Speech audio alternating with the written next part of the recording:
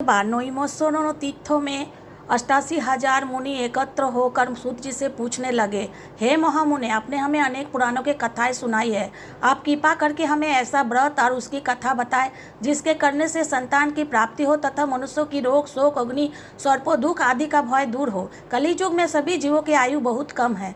इस पर यदि उन्हें रोग चिंता में के कष्ट लगे रहेंगे तो फिर वे श्रीहरि के चरणों में अपना ध्यान कैसे लगा सकेंगे।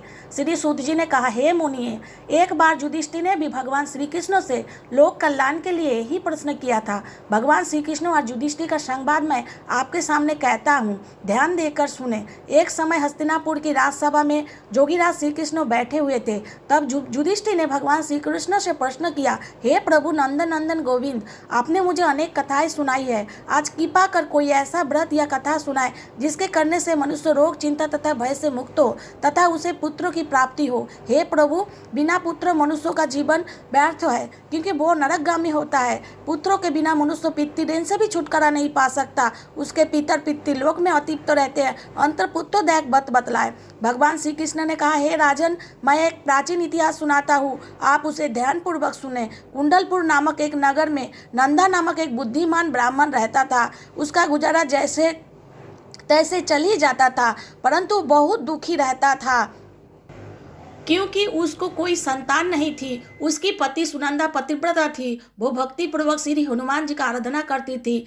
मंगलवार के दिन व्रत करके अंत में भोजन बनाकर हनुमान जी का भोग लगाने के बाद स्वयं भोजन करती थी। एक मंगलवार को गृह कर्जा के अधिकता के कारण वो हनुमान जी को भोग न लगा सकी। इस पर उसे बहुत दुख हुआ। उसने स्वयं भी भोजन नहीं किया। प्रण किया कि अब मैं अगले मंगलवार को हनुमान जी को भोग लगाकर ही अन्न जल ग्रहण करूंगी। 6 दिन तक ब्राह्मणी सुनंदा अपने प्रण के अनुसार भूखी प्यासी या निराहार रही, परंतु 7वें दिन मंगलवार को वो प्रातःकाल ही बेहोश होकर गिर पड़ी। सुनंदा की इस असीम भक्ति से श्री हनुमान जी बहुत प्रसन्न हुए और उसके सम्मुख प्रकट होकर बोले, सुनंदा, तेरी भक्ति से बहुत प्रसन्न हो तो उठ और वर मांग। सुनंदा अपने आराध्य देव श्री हनुमान जी को अपने समक्ष पाकर आनंद से विह्वल हो उनके चरणों में गिर पड़ी और बोली, हे प्रभु, मेरे कोई संतान नहीं है, कृपा करके मुझे संतान प्रदान करे। श्री हनुमान जी ने कहा, तेरी इच्छा पूर्ण होगी। तेरे यहाँ एक कन्या उत्पन्न होगी, उसके अष्टांग प्रतिदिन सोना दिया करेंगे। इस प्रकार वर देकर श्री हनुमान जी अंतर्धान हो गए।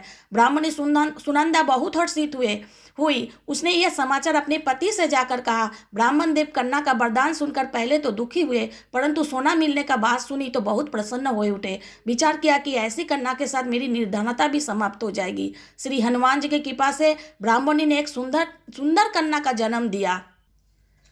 10वें दिन ब्राह्मण ने उस बालिका का नामकरण संस्कार कराया। उसके कुल पुरोहित ने उस बालिका का नाम रत्नवाला रखा। कन्या ने पूर्व जन्म में विधि विधान से मंगलदेव की व्रत किया था। उसके पुण्य के फलस्वरूप रत्नवाला का अष्टांग प्रतिदिन बहुत सा सोना देता था। उस सोने से नंदा ब्राह्मण बहुत धनवान हो गया। ब्राह्मण ने सुनंदा भी बहुत अभिमानी हो गई।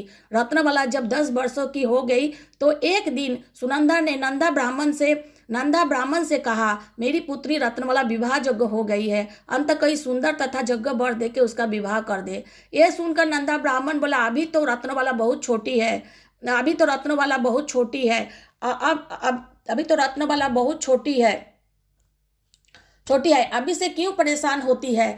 तब ब्राह्मणी ने कहा, हे पतिदेव, राजस्वला का दान देने वाले माता पिता को घोर नरक की प्राप्ति होती है। इस पर नंदा ब्राह्मण ने कहा, अभी तो रत्नवाला केवल 10 वर्षों के ही है। मैंने तो 16-16 साल की कन्याओं का विवाह करवाए हैं, अभी जल्दी क्या है। ब्राह्मणी सुनंदा ने कहा, ब्राह्मणी सुनंदा ने कहा, आप ये सारे तर्क लोभ के कारण दे रहे हैं। आपको तो शास्त्रों का आदेश का पालन करना चाहिए। नन्ना ब्राह्मण के पास अपने पत्नी का बात का कोई जवाब ना था। वो बोला, ठीक है, मैं कल यज्ञोवर तलाश के अपना दूध बेच दूंगा। दान भी तो सुपात्रों को ही दिया जाता है। दूसरे दिन ब्राह्मण ने दूध को बुलाया और उस बेटी के लिए यज्ञोवर तलाशने के आज्ञा दी। दूध स्वामी की आज्ञा पाकर वर खोजने के लिए चल पड़ा। अनेक नगर घूमने के बाद उसने पंपई नगर में एक सुंदर ब्राह्मण युवक को देखा जिसके नाम सोमेश्वर था वो बहुत गुणवान था। दूत ने इस सुंदर व गुणवान ब्राह्मण पुत्र के बारे में अपने स्वामी को पूर्ण विवरण दिया।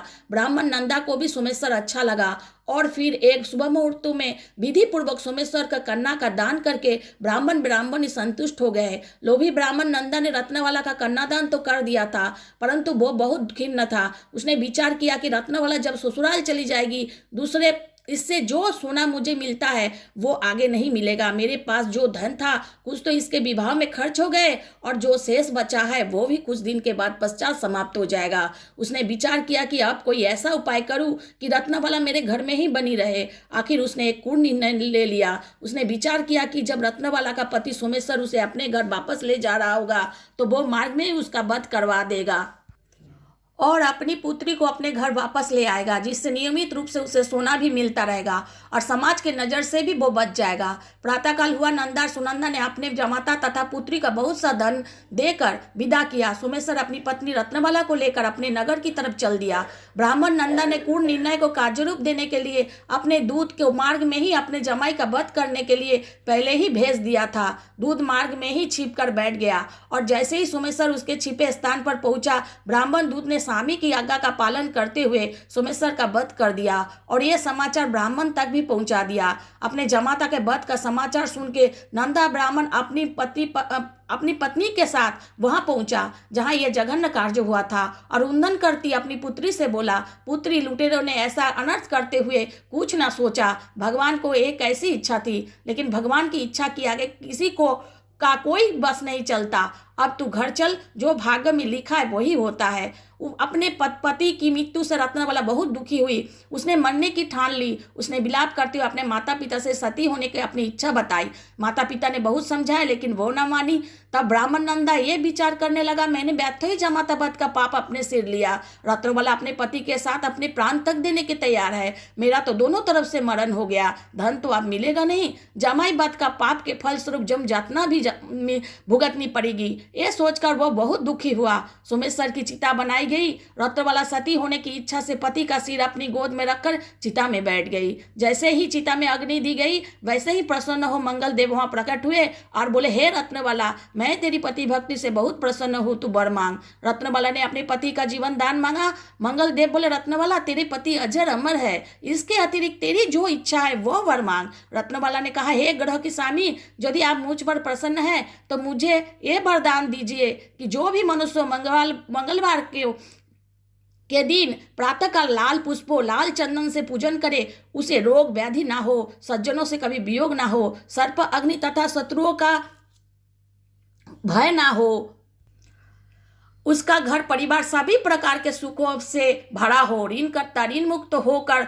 धन संपत्ति का स्वामी हो जाए। जो स्त्री भी मंगलवार का व्रत करे वो कभी विधवा ना हो। मंगल देव तथास्तु कहकर अंतर्धान हो गए। बोलो मंगल देव की जय, बोलो हनुमान जी की जय, बोलो बजरंगबली की जय। मंगल देव की कृपा से सोमेश्वर जीवित हो उठा। रत्नबाला अपने पति का पुण्य प्राप्त कर बहुत प्रसन्न हुई। सोमेश्वर अपनी पति पत्नी को लेकर अपने नगर को चल गया। रत्नबाला को यह पता चल गया था कि उसके पति की हत्या लोभ के कारण उसके पिता ने करवाई थी, लेकिन उसने इसे किसी को नहीं बताया। उसने पिता को क्षमा कर दिया। पति पत्नी ने आजीवन मंगल व्रत किया और मंगल देव की कृपा से इस लोक का सुख ऐश्वर्य भोग कर अंत में स्वर्ग लोक में गए। बोलो जय मंगल देव की जय, बोलो श्री हनुमान जी की जय, बोलो सिया राम जी की जय।